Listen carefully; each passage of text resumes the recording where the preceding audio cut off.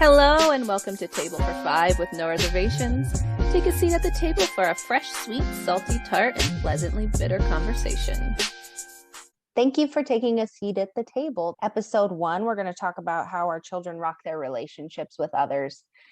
So tonight I have Jen Dunn from Vancouver, British Columbia. Hello. Rachel Flanagan from St. Paul, Minnesota. Hi. Jamie Ramos from Denver, Colorado. Hello. And Kim McIsaac from Boston, Massachusetts. Hi. And myself, Tabitha Cabrera from Phoenix, Arizona. So tonight we would just want to give you a little look into who our kids are, how they form relationships, and what that looks like throughout their life. We have all different ages of kids here, so it's going to look differently for each one of us. Jamie, do you want to start with your children, your lovely children, who they are? Yeah, so I have two children. Jesse is 6 and he is autistic. And then I also have so far a neurotypical 2-year-old named Amelie. For Jesse, relationships are different than most children. He doesn't connect in the same way. Jesse's always, since he was pretty young, had the desire to interact with other children, and not all adults, but some adults. But he doesn't understand at all how to initiate that. That's still something we work on. Currently it's at the place where if kids are playing, instead of like jumping in and saying, hey, can I play, or jumping into imaginary play and stuff, he doesn't quite have that language. He'll just start running around them or laughing really hard, or what most people would perceive as very awkward. And it's hard for me to watch because kids will look at him strangely or make fun of him, and it breaks my heart. I think some of the things that have really helped him, he's always been around other children. So when he was a baby, my brother lived with us for a little while, and he has a daughter. She's 9 months older than Jesse. And so he always had a kind of a playmate in that way. And then my sister had a son who lives near us. And so he's always had cousins, surrounded by cousins. So that's helped in some ways, where he's always had like a pal. That also was confusing when it came around diagnosis for us. It's because I was like, well, he has a relationship with these kids. I just didn't realize that it's because that relationship was built in and he didn't have to initiate or build that up. And it was just confusing for me because I was like, well, he plays with his cousins, but he wasn't playing with other kids. His first interactions outside of family were a nursery at church, and he would just go and be so uncomfortable. I always say that my son has always just been uncomfortable in the real world. Like, there's no other way to describe it. And he would just cry the whole time.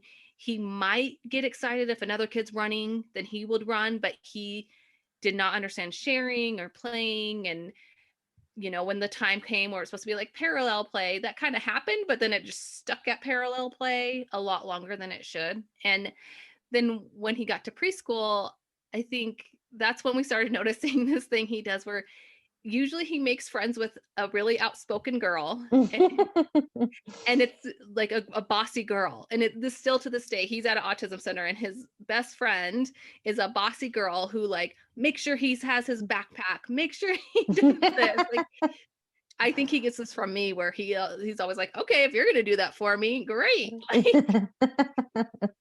So that's kind of where he is with friendships. I think family relationships have always been kind of weird, but he has a little sister now, and I feel like that's helped him a lot. They play together. The other day we caught him playing make believe with her, which is like never. Like, he used to pretend to talk on the phone when he was really little, but now we think that was more scripting, mimicking. So he was like acting out, and we're not sure if he saw something on YouTube in this situation where he's playing imagination, but he was doing it with his sister, and he's like, hey, let's go save our Sunny Bunnies, which are these toys he has. Let's go save them. We're superheroes. And it was so cute. And so I think watching their dynamic is really interesting. And also how his little sister, who's only 2, kind of takes care of him. She'll be, if he's upset, she'll ask him what's wrong. He's really bad about communicating what he wants. So if he wants a certain song and I start guessing, or I usually can figure it out what it is by like the way he's acting, I'll play the song and she'll be like, is this the right one? And he'll be like, yeah, it's so sweet to watch. So that's been the coolest relationship, I think. What about you, Jen? What about Kaya girl and her relationships? Well, Kaya, I think like a lot of kids on the spectrum, doesn't understand appropriate play. So we're in the stage right now where she'll walk up to someone and say, "What's your name?" Like just in their face, "What's your name?" And a lot of people are taken aback by it. Jamie, the same thing. I will catch kids snickering, and it takes all 48 years of me to compose myself to not tell a little 7-year-old off. To be honest, I want to tell a little snotty 7-year-old off. And it's hard because I understand that children, she's different. She twirls and stims and flaps, and it's so for other children it's confusing. And so it's just Kaya and I, but I wouldn't really say she has any friends. It's very sad. She doesn't have a friend that comes over and plays with her. Sure, I have friends that have kids, and they're great. She loves these children. She tends to gravitate towards younger children, I think, because she has more in common with them. But it's sad. I said that I stopped having play dates because as much as Kaya wants to be around another kid, she has nothing in common with them. So I ended up having a play date with a 7-year-old and having to carry the conversation. You know what I mean? Yeah. And then I also feel bad for the other kid because it's this, you're kind of stuck in this moment of time. And I don't have a very big family, but my brother and my sister-in-law are her people. They are her people. Mm. And for my daughter, it's really just Kaya likes to, she'll tell you what color eyes you have, what color hair you have. And kind of understanding the way to connect with her is just what my family does. And so she has a great relationship with my brother and my sister-in-law and my mom. She has a great relationship with my mom. And your nephew. Yes, and my nephew, which he didn't like her for a really long time. He was the only grandchild. Yeah. And, and then you bring a baby into the mix. And Facebook memories are a great thing and a sad thing. But I chuckled because a memory came up the other day, and it was the two of them on the floor together doing something. And I said, "Finally, friends." We're all right. He said, "I don't like baby Kaya." Like, get this kid away from me. But yeah, it's interesting. When you're in our life, you have to have an iPad at a level 10 and, accept it or get away. It's just how it is. So my family's amazing about it, and I'm very thankful for that. Mm. Yeah. What about you, Rachel? I have that lane of the busy girl, I believe James said, that what do you call her? Bossy girl. I have the one that Jesse would be friends with. Celie is wildly social. By that, I really mean that she would run up to a stranger. She'd get in that van. She would chase that puppy. So, although it was really cute at 3 that she wanted to deliver hugs to the people at Target, we're dealing now at 6 with appropriateness. And I think for us, COVID helped in a sense because it put this hard kibosh on touching strangers and getting too close, and a 6-foot social distance discussed on the news every night. And, for the period of time when we were kicking into COVID, it helped. Like that helped us a bit. I feel like we still have safety issues and her inability to read cues, which really means that Celie has a lot of parallel play. Like she's playing with slime while her friends feel like they're playing with slime with her. She's playing with slime separate while they play with slime over there. And it could be the same table. Like if you're not following her expectations for what play is, then you just happen to be doing the same damn thing right over there. For us, we have navigated that because we live in a townhome community with the big long boulevard and the dream of all the driveways with the kids coming out. That would just be Trigger City if I didn't get in there with her and manage how you relationship. And so there's a lot of honey, don't be a sasshole. And we want kind friends, not bossy buddies. And I sort of have become like the camp counselor of this boulevard. And it's lots of sensory play and lots of swinging. We've got a swing in our garage. Kids come over and they sort of know to do her thing. And they also know my safe words where I'm like, well, you got to go home this instant. Or she didn't mean to throw that at you. Please go home now. Or tell your parents to text me. I'll tell them all about the incident. But she's this extraordinary combination. I feel like with the imagination is her scripting minus or plus of one flexible choice. That's sort of how we got to imagination, like Elsa wearing a Barbie dress. So we're still learning how to play. And I don't know, we just bring the troops into the Flanville day camp and make sure they know the safe words. Does she get frustrated when they don't, like, that's a thing with Jesse. He gets very frustrated when kids don't play his way. So that's why he usually chooses to just do it on his own. So she did. These kids know her quite well now. Something that we used at the beginning is we always had our stroller set up, like meaning just like tipped up. It was a baby mini city something or other. And the like pull down shade on this stroller was so low that it would like hit her at the navel. And so she would go in for brain breaks. So if we were playing on the street, the stroller would come out. If the kids were in our garage, she would just bop into that instead of being a sasshole. Like she learned very quickly, which is great. Lucky for us that she learned quickly that I would just send everybody home, like because she can't be safe. So please get out of here. Or she can manage it herself in the stroller brain break moment, and they'll still be here playing slime when she's done. What about you, Kim? For her, it's a little different. She's not verbal. She doesn't have the awareness, and she definitely didn't have it when she was younger. Pretty much when she was younger, she connected. It would be like us, her brother. We were her people. Her grandmother, my dad had a really close relationship with her. My husband's mother and my mother, everybody kind of accommodated as much as they could, which was great. She kind of just did her own thing for a long time. I think one of the things that really helped her was when I had more children. So there's a almost 6-year span between her and my third child, and then an 8-year span between her and my fourth child. And I think it was almost like watching them grow and do things. She kind of observed and then, made kind of connections with them, and they started trying to make connections with her, and they would kind of show her. So if like we went somewhere, it was like she would just follow along with them.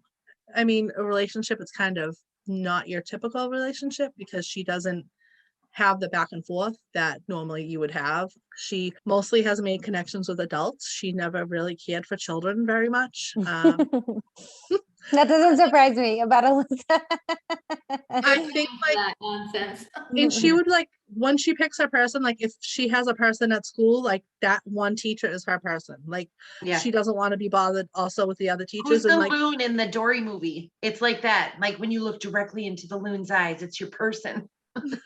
Yeah. So she like kind of would just whoever she connected with, that would be who that person was, with the exception of like she tolerated like when we had family, she would tolerate other kids being around, but she kind of just pretty much ignored them. Her brother and her had a lot of physical, like, they'd do like the roughhousing and the tickling and kind of stuff like that. Obviously, as she's grown, she's become more aware and more engaged. And I think like I have a niece who's 4 years old, and I see her really trying to interact and engage with her. And it was like the same thing. It was like she was born and she was like, okay, I'll tolerate this baby, I guess. And then as she kind of grew, she's around a lot. So she kind of got in her little, and my niece is really good with her, but she can be like really fresh too. So it's like, there's kind of like a little bit of but she'll let my niece come in and touch her stuff. She doesn't let anyone come in her room and touch her stuff. And she's had a lot of progress in this area. And, sometimes I wonder if a lot of it has to do with my niece or it's just the time that it was happening, because it was almost like that same thing where she's like watching her and she's kind of learning from her because everything slows down. So she does really love her, and like they'll play together. It's really cute. And I actually have another niece Mia, she kind of learned that like if she was like, oh, Alyssa, do this, Alyssa would do that. Like if they were in the pool and all the big kids were doing their own thing and Mia was like stuck kind of without being able to go say out deep, and she'd be like, Alyssa, do this. And Alyssa would like do what she said. So like they kind of have like a little kind of connection too. That's really cute. My niece is like, oh, somebody's going to just play with me and do what I say. Like I said, she doesn't play in the typical way because she's only very recently even been able to learn to play a game or anything like that. So it's kind of hard. Like you kind of have to go into her world. And we've been very fortunate with our family. They've always done that for her. So it's not the same. It's like she doesn't realize if somebody's not going to play with her because she doesn't care. She's not really aware of it. Although I will say last summer I noticed some kids playing at the pond. They were like playing catch, and I noticed her staring at them. It was almost like, I think because now my children are getting older. Now they're 16 and 18. Like this was all well and good when they were 6 and 8 and when they were 9 and 11 and so on and so forth. But now like my daughter who's 18, she doesn't want to go in the water. She wants to, work on her tan. So like Alyssa's kind of losing that because she's always had that. And now it's like, they're not going to go to the playground and like go down the slides. Like, do you know what I'm saying? So she's kind of lost that like thing. So I did see her looking, but like, she doesn't even have language to say, oh, can you play with me? And it was kind of sad, it's like she just sat there. And my sister will be great. Like she'll go in if she saw her and she like went in and actually started playing with her. But like, it was almost like she doesn't know how to insert herself, like, and how could she doesn't even have language. So it's very interesting, but like she is wanting to be more engaged and wanting to be around people more and wanting that interaction. Like I definitely, and at school they say she's pretty social, but she's kind of just laid back and like she laughs if someone does something funny. Like if someone trips, she'll laugh. And like she's not like, she doesn't have a lot of that like anger and stuff like that. So she's just very pleasant. So I think the people that other like adults, I guess they're adults, but they're drawn kind of to her, they say. My daughter is very social as well, and she wants to play with other children. And the school actually thinks that's a lot of maybe what's happening is she just doesn't know how to appropriately make a friend. Mhm. And so Mhm. I'm sad for her because I see it, Kim, like you said, I see her wanting to join, but when she tries, she doesn't appropriately try to join. And so it puts children off because kids are little assholes, I'm just gonna say it. And they're just not kind little people when it comes to our children. And so Until they learn. Yeah. And I mean, it's my hard neighborhood is because proof of that. I'm her mother and I see her wanting to be friends with these children and she just doesn't know how to do it. And see, I think her and Kaya would get along great because Kaya would just like be dragging her around and she would just go along and do whatever, like, you know what I mean? Yeah. And she would enjoy it. And then Kaya would like the fact that like somebody would just be, doing whatever, she Well, I do wanted. hear every night, Alyssa, adult, astronaut, Yeah. go with Yeah. Alyssa. Well, and I noticed like when we're on a call and if she can hear one of the kids, she'll come right over to see. So she is a lot I more was gonna say interested. that She is our more- kids have a thing. Our kids definitely have a thing. And I think from my view, it's hard for me to see progress in Seeley's relationships in a certain way. Like until you like whoops a daisy, there's a bestie. Like you don't realize that there's progress. But I have watched on our calls and in our life as a group of 5, I have had friendship, genuine love, friendship with Kaya Dunn, a spontaneous conversation with our group. Like, Kim, your daughter is acting out with Tai Tai what she can't say naturally and easily among her own process. And then she brought a Minnie Mouse in the mix. Like, there is progress. I mean, it's crazy cool to see because from my view, like we're at 6, my kid, I will say like peaked at 4 and we've been in a slide since. So to see progress being made at 11 years old, spontaneous conversation for the first time with her mom's friends, like bringing Minnie in after it was so incredible that she was putting pants on Tai Tai. Like she knows what a pair of pants is. She knows that they go on legs. You've got 4. Let's do the dang thing. Like I think it's so cool. We know your children, but we don't know your children. We know them, but we don't know them. And we're watching them from afar through the internet and seeing all these changes. It's pretty wild. Yeah. For me, I have 2 children, both autistic, a 4.5-year-old Nixon and Nora, who's 2. And they are polar opposites as far as personalities go. My son is sweet, natured, social, just like the sweetest little gem on this planet. We've been told at his program that he helps other kids in his program be more social because he's so social. He likes to engage with kids. He doesn't necessarily know how to play with them the way that you would think a 4.5-year-old knows how to play with other kids, but he will like side by side play with them, or they do. He has 2 little buddies that he tokened the dinosaur club, so they all love dinosaurs and they'll chase each other and build towers and stuff like that. So for him, relationships, I have seen where he's tried to engage with other kids, like at the park or neurotypical kids his age, and he does have a hard time. I just feel like kids his age lose interest quick. Like if another kid's not jumping on board with what they're doing or what they're playing or whatever, running they're away. like, okay, see you later. Yeah, you do your thing. He is more drawn to adults too as a person. He likes to be around adults, and he's just like the kind. He'll give you his last snack. He'll share unless it comes to his sister.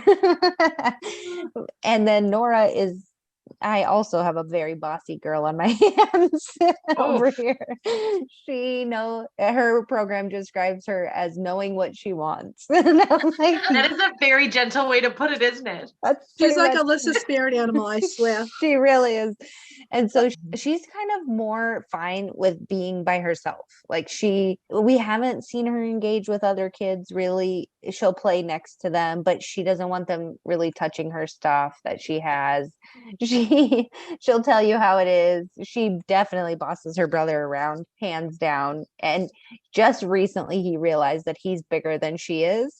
And so she'll like try and push him out of the way, and then he'll just like keep her at an arm's distance, like you can't get close enough to do anything to me, little one. And they kind of maneuver around each other. I notice most of the time, like she does watch him and look up to him, like the things that he's doing, like swimming, especially. Like she'll watch him swim. She'll watch what he's doing as a little sister. I think yesterday, actually, she's recently started saying dada again.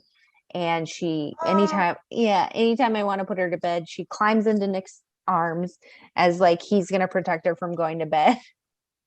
And I went to pick her up last night and she was like, dad, dad, dad, dad. And then Nixon looks over his shoulder at her with a half smirk, and he says, dada, in a question mark, like he was listening for the first time that she actually had language. Yeah. So I think once she starts developing language, hopefully in the future, they'll be able to engage with each other more. But they just are just so funny, the two of them, because she is so spirited from birth. That girl was spirited. And she's really sweet with us too. I mean, she likes to be cuddly. She likes to be touched, which is a misconception about our kids, that they don't want to be close with people, because they really do want to have relationships. However, don't touch them the minute they don't want to. Yes. And I say that to be a generalization, because that is universally true. When it's Yes. Sova. Yes, please don't touch me if I'm mad. Yes. Yeah, so that's kind of what we have going on in our house. But I do agree that sometimes it can feel, when you're watching them try and engage with others, it can feel sad a little bit. But I also don't know if they really know what's happening. You know what I mean? Like Or we're that they're putting, missing it. Children. yeah, we're My putting that, She Yeah. definitely watch her put her head down, and it's heartbreaking. yeah. Like For it my could- kids my age, I don't know if they really know, if Nixon would know that the kids are running away from him. You know what I mean? yeah, Probably as he gets older. Yeah, it might be a thing. I think that's one thing I've learned from a lot of autistic adults. They do notice. I think there is an age for a lot of kids. They don't notice those cues. They don't notice those cues from our kids. Like my son will just kind of walk away, and they'll be like, why were we Yeah. just playing? And then you just walked away. I get that that's confusing to those kids. What I've learned is that like they do notice, and sometimes they don't react the way we would react. They don't immediately cry or tattletale. And so sometimes I do notice that with Jesse, like he just looks a little disheartened. He gets a lot of that where like he'll be playing with a kid, and then another kid comes around who's more engaging, and he'll get left behind. And now that we're at 6 and getting older, I'm starting to notice that he kind of like reacts a little bit, and then later on he's kind of upset, and I don't even know if he understands why, but I think it does have an effect. And so Seely definitely has learned lonely, like in the last 2 years, and that there is a difference, and that these kids, she can watch them from the window, can go from house to house and be outside and like do that. Meanwhile, she needs permission and a helicopter mom, and like it's a thing. I mean, she is lonely. She knows what she's missing. She knows exactly. And I think that develops for neurotypical children too at a certain age, right? For my kids, they're young, and Nixon definitely knows he has friendships now in his program where they're all his peers, but as he gets older, he has a sensitive heart. So I I think COVID probably was a turning point for us too with friendships, and like her realizing, because everything stopped and there was a lot of language around like how we can't go, how we don't go, how we like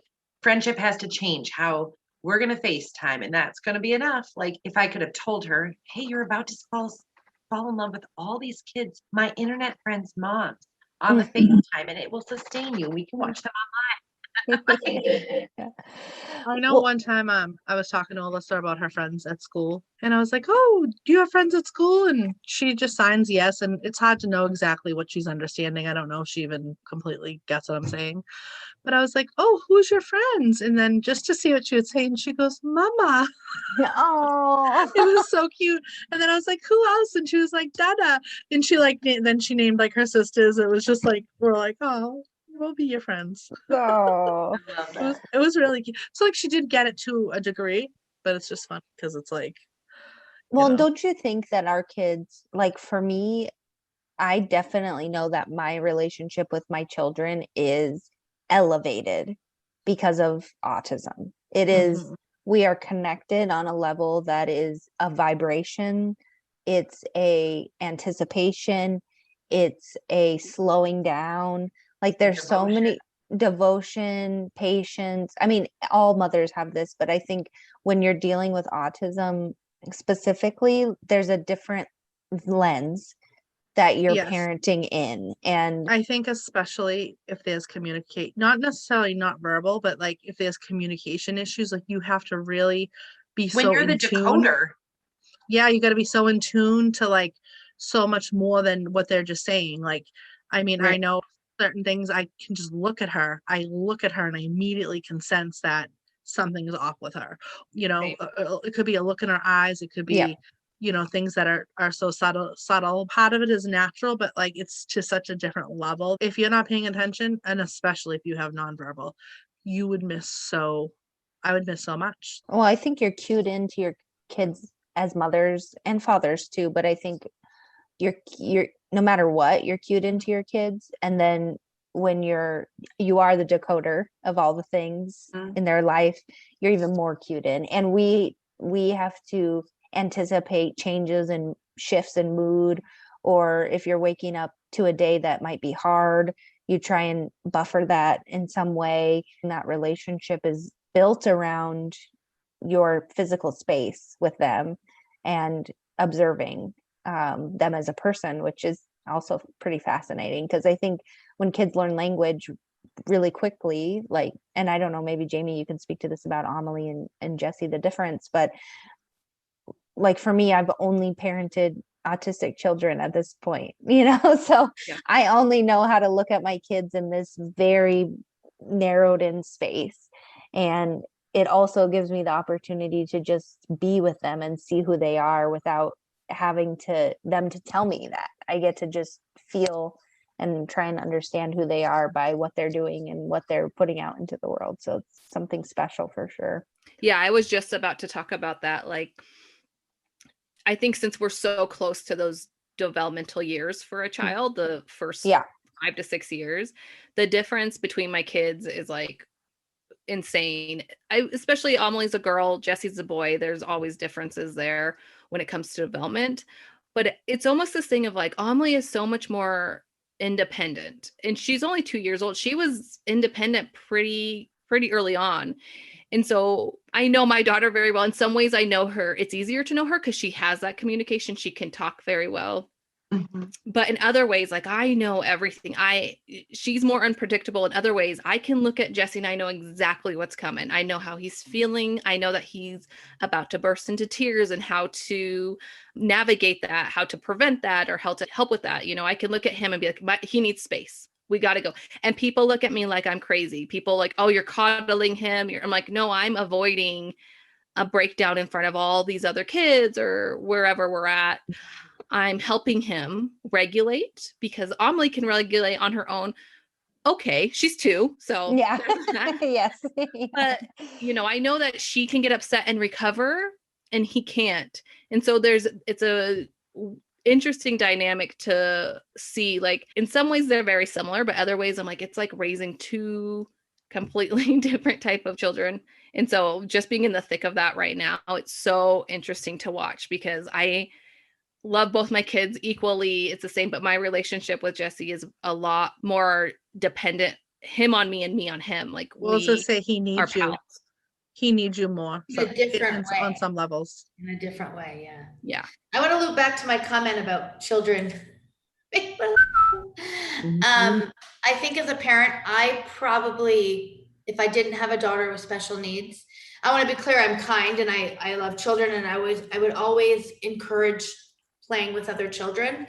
But I don't think I would have understood on the level that I understand now how important it is to teach your children to be kind, how important it is to teach your children to understand differences. And I understand that a 6 and 7-year-old don't do that. So I want to be clear on my previous statement about that.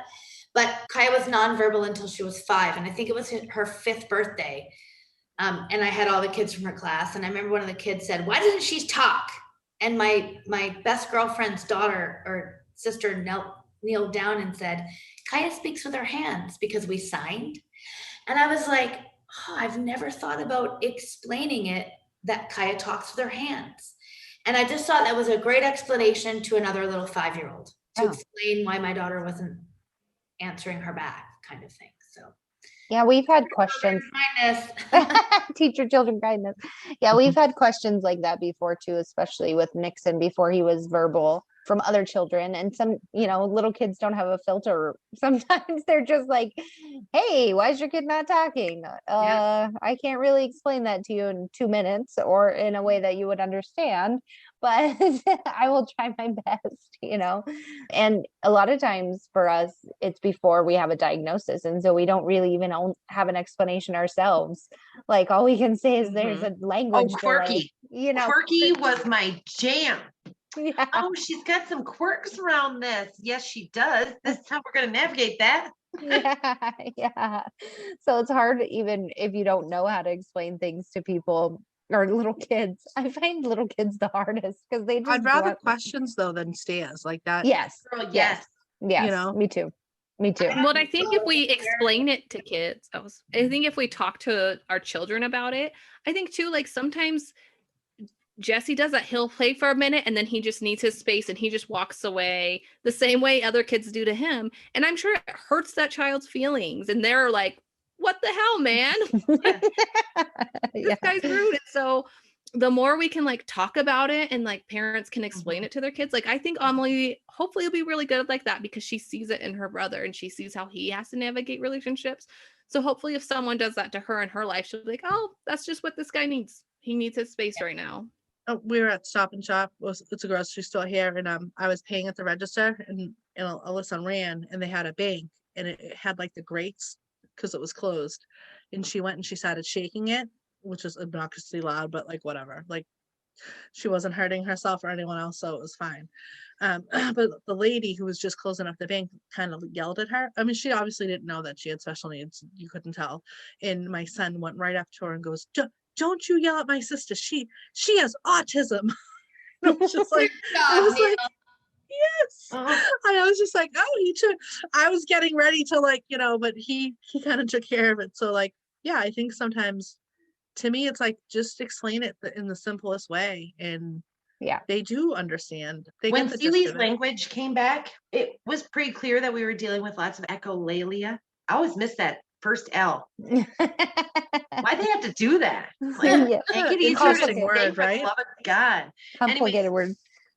Yeah, so Seely, echolalia is a lot of like mimicking. So they say this, I say this, and then she would repeat it until it kind of logged into her memory bank. That is not how Webster would describe that, but that's the mom view, right?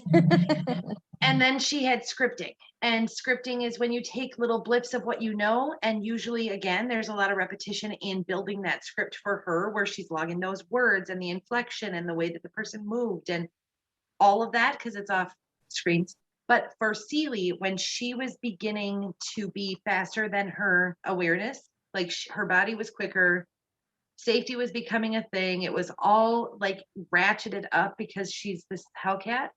We gave her the scripts to say, "My name is Seely. I have autism. My brain works different. My heart is big and I run fast like FloJo. And I'm not kidding you. It has been 3 years of that script and it serves her. It serves her because she's able to say, like, I don't know why you have a bitch face, but I have autism. Like, I'm doing the best I can right here. Like, if she gets talked down to and can figure that out or feel that, she really will advocate for herself. And she doesn't know why and she can't take it any further, but at least it's enough to be like, step off me. I need help. Yeah, like Nixon's a comedian. He makes jokes. It's that he knows are jokes. And it takes him a lot of practice to do it, but they're hilarious. Like, he gets me crying sometimes. He's so funny. And he also picks up maybe some catchphrases we probably shouldn't have taught him. But I see this with Kaya a lot, Jen, because she likes to make you laugh. She likes to tickle you. She likes to be jokey, like in a goofy kind of friendly You way. can't even laugh loud without her charging. Like, she loves it. She tells backward jokes. Like, she tells the joke and then laughs, but she tells the punchline. And so she's trying, but and Yeah. that's funny. Yeah. I love it. Yeah. you know? Yeah. But she's close with you in that physical space too, like tickling you and wanting to be funny and Or choking, whatever suits her. I was like, are we not trying to say choke on the podcast? What's going on? We all know about it. to me it looks like tickling. Okay. Yeah, I think our kids are really interesting in the relationship realm because it does look different, but it also looks the same. It's really strange. Like, they want to be close with us. They do it in their own way. You also get a lot more because of the way that they build relationships with everybody, and their personalities are like at a 10 sometimes. They just come out flying. That's for sure. I definitely think a lot of them are like jokesters Yeah. because it's a way that they can relate, because Alyssa will even, she would be like, bye-bye, like pretend she's leaving, like, just so someone will be like, you're not leaving, get over here. And then she laughs. She thinks that's the funniest thing, It's so- Yeah. Well, that's our kids' relationships. They takeaway is teach your children kindness, please. And as adults, please show our children kindness because they want to have relationships with you. They want to build friendships, and they are funny kids. So get to know them. I challenge everybody that listens to Table for Five, if you're not a special needs parent, to become friends with and encourage your kid to understand, because my daughter will show you a magic that you've never known existed in this world. And if you're willing to go like a little bit Cyndi Lauper song, a little bit RuPaul, a little bit all those things, you get to see inside this world that you've never even known you were existing near. And it's super, super incredible to be the person who she's going to trust to hold her hand, no better place on the earth. And if you need a birthing coach, my daughter is your girl. She does know a scene or two about a birth scene. Oh my gosh. Well, this was episode 1, how our children rock their relationships. Coming next, episode 2. We'll see you there. Bye. Bye. Thank you for joining us at the table for episode 1 of our relationship series. Join us next time as we discuss relationships with our partners after children. If you are enjoying our podcast and wherever your listening allows, please remember to rate and review us. To join in on the conversation, make sure to follow us at facebook.com/tablefor5podcast or email us at tablefor5podcast@gmail.com. Thank you for joining us at the table, and we can't wait to see you soon.